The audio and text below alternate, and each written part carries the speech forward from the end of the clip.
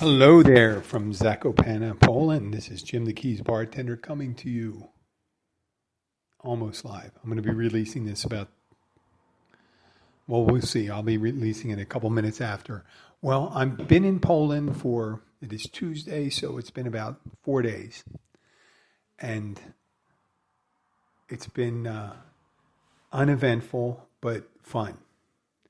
And the thing I really wanted to do this time is I attempted not to look American. Right? Is there a way to look more Polish than American? I wasn't trying to look Polish, but I tried not to look American, not because I'm ashamed of it. I didn't want to stick out. And one of the drawbacks I found out about not looking like a tourist in a tourist town is people, when you walk around and you act like you know the place, and I've been here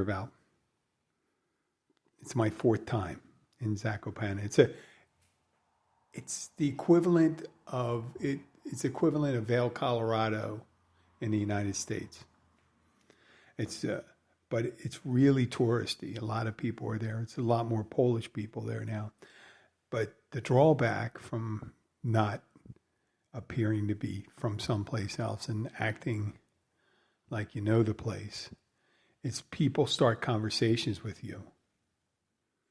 And I am not that adept in the Polish language. And I have a canned response. This is like "Nie Polska, jest Amerykańska." And I'll say things like "Dzień dobry," "Dziękuję," "Dzień dobry," hello, good day. Cześć, which is hello. "Dziękuję," proszę, which is proszę is you're welcome. Kawa zarna, a coffee with cream. And voda gazowa. Voda is water. Voda gazowa is sparkling water. So, smile, wave, and say hello. Something, I was toying with the idea of pretending to be hearing impaired, but then I'd be afraid that the person would start signing. I just fucked that up again. So there's not, maybe I should have spent my extra time learning Polish. But I wanted to give my girls the privacy because when they're talking, when my wife's sister who lives 10 miles south of us in the Florida Keys, I figured this way I don't listen in on the conversation. So they can have a conversation in front of me and I'll just sit there and not pay attention. But the years of being together, I'm starting to pick it up. I hear things and, a name pops up. I understand this, Dobrze and all this, Bardzo Dobrze, very good. And I don't understand really bad, but I get the gist of it. And we listen to Polish radio all the time. So for some reason, when I'm sitting there, I get the gist of a conversation. Or maybe it's from the inference of the tone of their voices. But I guess the best way would have been me showing an effort. I think my family and friends here in Poland would have really appreciated it if I had spent some time learning Polish or spent more time learning Polish. So I'm going to give you some hints if you are in Poland. Okay, I put on my finger of hints if you are in Poland. One is finding a restroom. Have some coins available or small change. I explained the exchange rate. Everything's a little less expensive except for fuel and electrical appliances and electronics. They're about the same or higher price, really, if you think about it. But finding a restroom, you should have at least 2 to 3 zlotys. And a zloty right now is running about 3.86, 3.9 to a dollar. That's pretty good. That's almost like, it's 26 cents. A zloty's running around. And the nice thing about it with the zloty that even when they were going to 1/3 of a dollar, you can purchase your meals. Meals are generally about $8 when you go out to a restaurant, a mid-sized restaurant. When you factor in everything, it works out to be $12, $13, maybe a little less when you go away from the tourist towns. But when you find a restroom, they usually charge you for it. But I kind of like that idea. Public restrooms, you know how they are in the United States.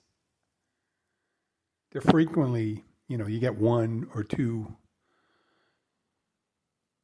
go-throughs a day with whoever is the authority that polices the bathroom, cleans it up. But when you go to some of these public restrooms where they have someone there, they're making sure there's toilet paper, paper towels, soap, generally clean. It's not like one of those public restrooms you find in the Grand Central Station or the bus station, things like that. And it's just one of those things. It's these U.S. public restrooms, you might expect, more money, more problems, but no money, more paper in Poland to wipe your ass. So that's a good thing, And obviously, if you go to a restaurant or something like that, they have free public restrooms and things like that.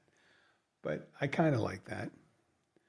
And getting to the bathroom thing is not like the things you eat here or that exotic where you're getting stomach problems. If you are gluten intolerant, you may want to really learn how to speak Polish. If you have allergies, you probably need to learn the language when you're going someplace.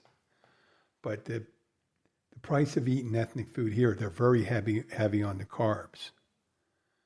Unless you like to eat now there's cabbage and things like that, and cabbage is good for you. They can kind of move things along. But after you eat 20 pierogies, it's kind of like sticking 3 softballs in your gut and trying to, it's good to kind of mix it up. When I say mix it up, eat a couple pierogies.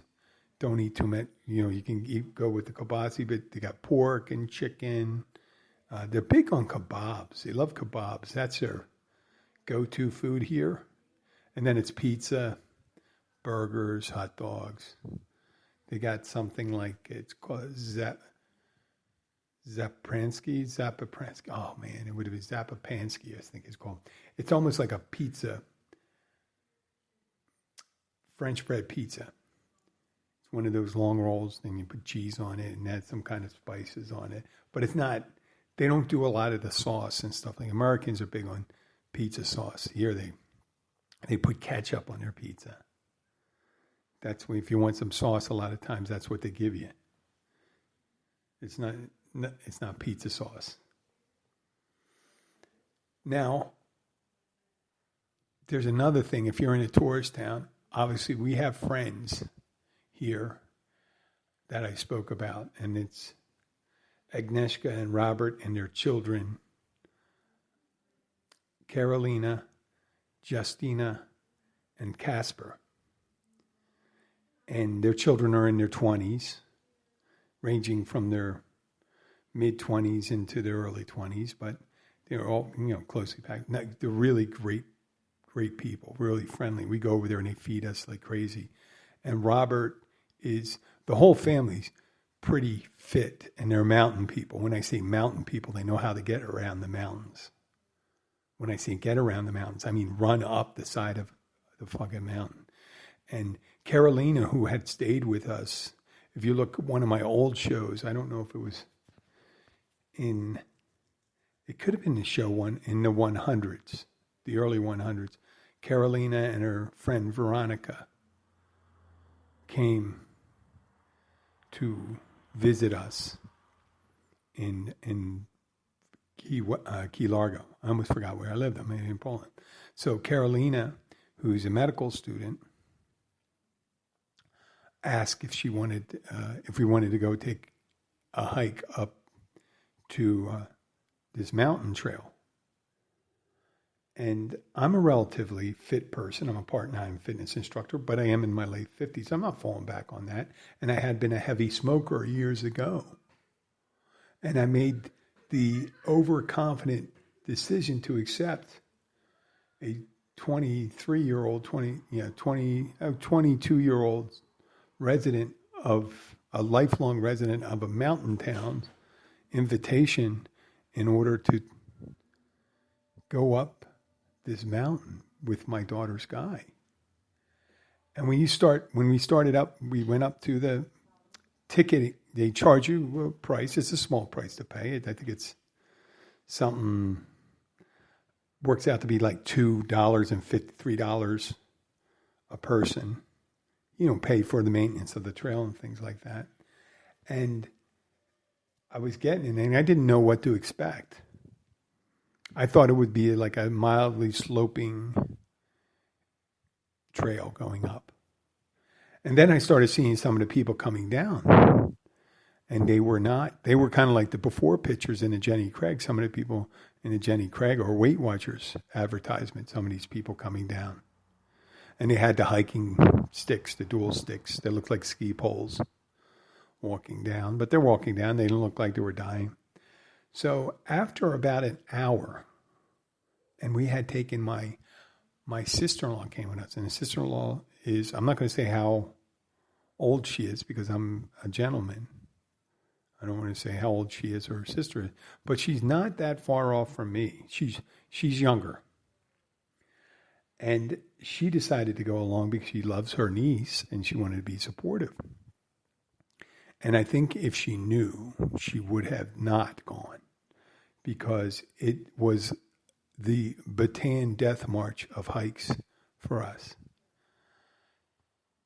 Since to harken back to COVID restriction days, recently, the gym I work at, I'm referring back to it for a reason, had required, even when I was teaching spin, to wear a mask.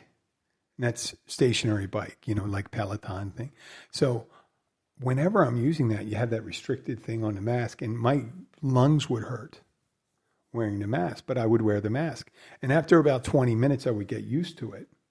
The same thing happens at altitude for me when I'm working out. When I'm walking, I feel like I'm going to get sick for about 20 minutes. When I'm going up an incline, for a half a mile maybe or something like that, I'll just start feeling kind of sick.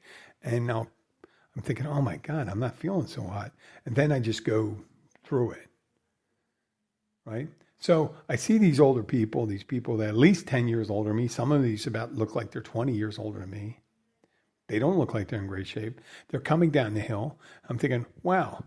But I got up about Robert, the father of the girl that took us up, I spoke to afterwards. He goes, you were only 200 meters away from the top when you stopped. I had stopped.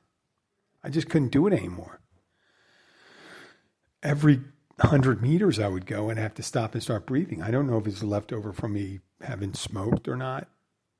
I mean, I run. I just haven't been that good at breathing since, I don't know if it was a mask thing. I'm pretty sure I didn't have COVID. I didn't have any effects. And it was just, a younger man would have felt shame and humiliation. I just couldn't do it. And there were other people that couldn't do it. I saw that. But then there were where I went, there was a guy walking up with his 3-year-old on his shoulders, climbing up the mountain. I try not to pull any bullshit on you listeners.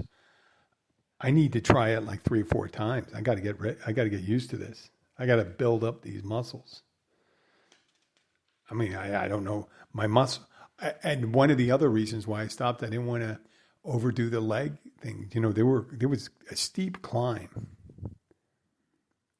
for hundreds and hundreds of meters at a time, walking up the steps. It was like climbing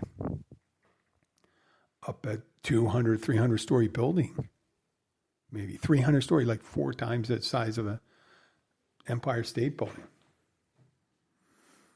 And then afterwards, I'm talking to Carolina, who's a very slender young girl. And she goes on her day off. She and her friends do it for 10 hours. And I said, well, how long? Now, for me, I had gone about 80%, 90% up the mountain and came back down. It took about 3.5 hours, 4 hours. And I didn't go all the way to the top. If I had to, it would probably take me another half hour up and another 20 minutes down. So that would have been 30 minutes. It would have taken 4, maybe 4.5 hours. 4 hours if I had gone all the way, 4.5. She says she does it in 50 minutes. Oh no, an hour and 10 minutes. An hour and 10 minutes. Which is on a factor of more than, let's say, 3.6. And her father, who is just south, 10 years younger than me, does it in 50 minutes. 30 minutes up, 20 minutes back. Yeah, you heard it right. 30 minutes up, 20 minutes back. Most people don't do it in 2.5 hours, 3 hours. He does it in 30 minutes up, 20 minutes. And you see these people running up and running down. That is crazy. I had no idea that was a thing, mountain running. So now I know. And there were other people that heard some of I did a short podcast from the top of the mountain. Not the top of the mountain, mostly near the top. People said, oh my God, the raspiness of your voice, you're going to have to get this checked out. I'm kind of concerned. Well, you also got to remember, I'm in a place it's high season of summer. It's been rainy and there's a lot of flora that I am not used to. So that's all this pollen around. I have just typical allergic reactions where I start getting, but neither here nor there. And I still feel when I go up there and I go up these minor hills, I start feeling it in the chest, but it goes away in 20 minutes. People think if it's a COVID thing, after a while I get acclimated. And it didn't hurt up in the mountains. I just got tired and I was thinking, if I went up that all the way and then my legs got affected, I intend tomorrow, and I'll talk about my plans tomorrow. We'll probably do a podcast from where we're going tomorrow. We're having a special trip off to going north. But I'll talk about it a little later. So, I don't know if I mentioned, the sun starts coming up here around 5 a.m. It goes down, because we're much further north than we are in the Keys, on the latitudinal wise, if you get my drift. So the light, when it starts getting bright at 5 a.m., 4:30 in the morning last night, there was an air raid siren went off. I see it as an air raid siren. Around here, and a lot of places in the United States, they use them as a call to a fire alarm for volunteer fire departments to let people know there's a fire going on, and if people don't have their cell phones with them and stuff like that, and they just want to. But my reaction, because I'm 58 years old and I grew up on military bases, that is an air raid siren. And the same sound, it goes off and went up, down 3 times. And it always sparks a thing. And I'm in Poland, and I just think in the middle of the night, nuclear attack. We're near Russia. Russia's just over there. And I'm pointing over to the east. Actually, it's more Ukraine, and Russia's more north. You got Ukraine, Belarus, and then Russia. And I'm thinking, wow, why would they tank the mountain town here? There's no military, not that or something like that. And also, and lately, when I hear it, I think a tornado is going to hit. It's a tornado warning. Or, when you hear it. But at 4:30 in the morning, when you hear that siren go off, in the United States, they do it around, in Philadelphia, I'd hear around 8 or in the afternoon, where we just do a test for it. But after a while, I realized, then I heard the fire alarms going and stuff like that, and that was what it was for. Yeah, big, strong guy I am. So the last thing I want to talk about before I talk about my plans for tomorrow, packing. Too much. I really could have gotten away with about half the weight in clothing that day. You never use all the clothing, especially guys. You never use all the clothing that you pack. You pretty much know the underwear you need. And if you have access to laundry and stuff like that, you don't need a new one every day. Meaning you get like 4 or 5 pair, and then you start, when I say recycling, you wash them. And then you put the, you just always have a clean, at least clean 2 pair in front of you. If you have access to that. Obviously, if you're on vacation, it kind of like on a cruise ship or something, you don't want to go do the cleaning service is great. But we have access to a washer, dryer here. And so the 2 years ago when I was here in July for a wedding, we had came to this place early July. And in the daytime, the highs were like 50 to 55 when you convert Celsius to Fahrenheit. And at night, it went below 40. So we knew it was going to chilly. So we packed some heavier clothing, not as many shorts. And it wasn't until the end of our trip that it started warming up and they had some nice days. Yeah, real crazy weather, where you even got chilly in the non-mountain places we were going to.